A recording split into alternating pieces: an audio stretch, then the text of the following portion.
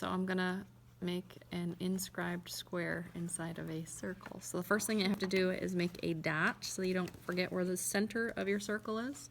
And then you put your compass on that center. And then you draw a circle.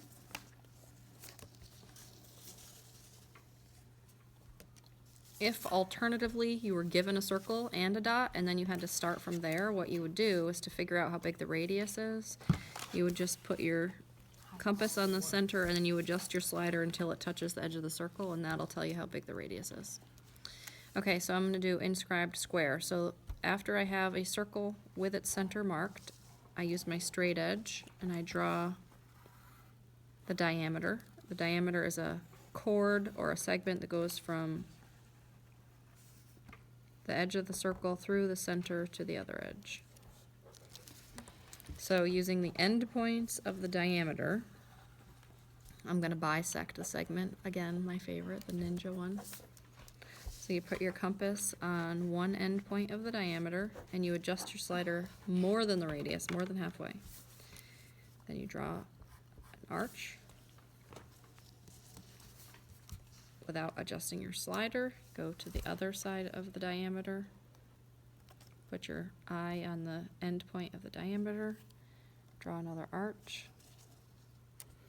And then we connect the intersections that we just created with our straight edge. And this is another diameter.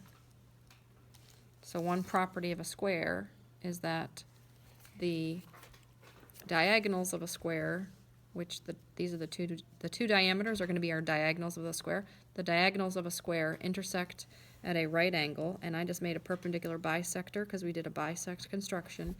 And the diagonals of a square are congruent, and diameters are also congruent in a circle. So all I have to do is connect the endpoints of those diameters.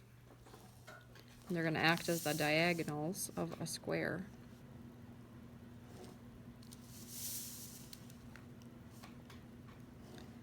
And then a square, I know, has 4 congruent sides, so I'm going to add congruent markings on all my sides.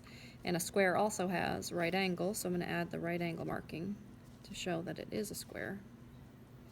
And that's an inscribed square.